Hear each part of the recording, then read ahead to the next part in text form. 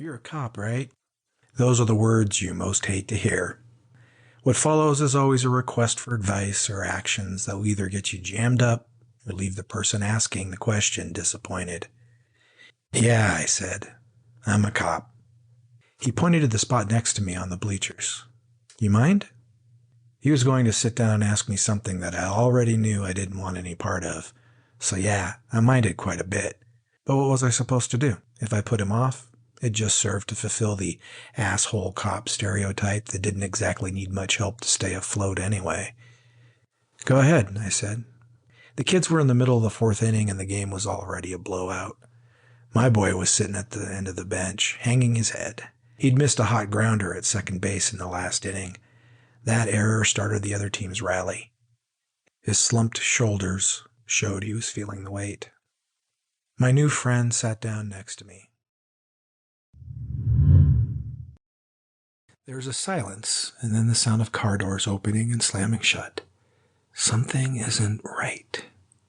2 trained detectives were stumped, and now I was going to get a shot at the crime scene. I snatched my cleaning tray, slammed the van's sliding door, hurried up the walk, and went inside. The house was silent, except for the hum of appliances. I locked the heavy front door behind me with a loud, solid click. I turned and walked through the large entryway and into the living room where Mr. Oster said the murder occurred.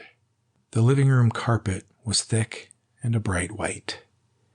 Even dried, the shock of dark red blood stood out against it. I paused in the doorway and took in the scene, just as I imagined the 2 detectives had done hours before.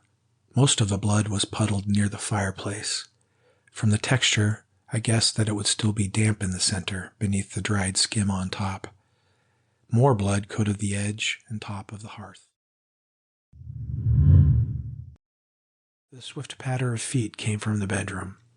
Zoe reappeared with a small purple teddy bear. She held it up proudly for me to examine. "His name's Roscoe," she said. I took the bear from her and forced another smile. The bear was cheaply made, stuffed with light material. Stitching was coming loose at the foot. "Very nice," I told her, handing it back. "Is that your favorite toy?" The look of genuine confusion on the little girl's face made my chest ache. Paula cleared her throat. She's got a lot of imagination. Sometimes she'll pull out my soup pan and a spoon and she'll pretend she's in a band. Lots of imagination. "Lincoln 123 on scene," crackled my radio. I've got to go let my sergeant into the building," I told Paula. "Doesn't know the code, huh?" "No. Everyone else does," she muttered. God has a wicked sense of humor. For instance, I've always known I'd die on the job, around the holidays, listening to Bruce Springsteen. I'm not saying that God talks to me. I'm not psychic. I can't see into the future or anything. And I didn't know it in the same way that Boston fans just know that the Red Sox are going to win the pennant either. It was just a quiet knowledge that had been with me for as long as I can remember. No more supernatural than knowing that you will eventually die someday. I just knew it had happened with the boss singing in my ear. It's not like it was a long shot bet that Bruce would be playing at my moment of truth. I mean, I upped those odds pretty substantially with my listening habits.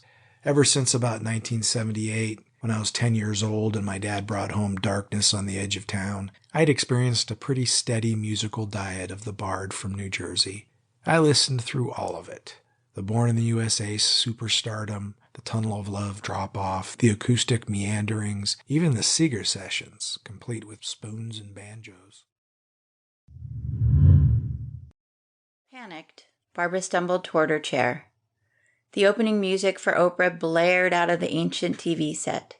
The bass tones vibrated through the small speaker, but she refused to turn it down. There was no remote control for the TV, so once she turned it on, everything was locked in. No way was she going from couch to TV and back every 60 minutes. Bad enough that she almost missed the introduction to the program to use the bathroom.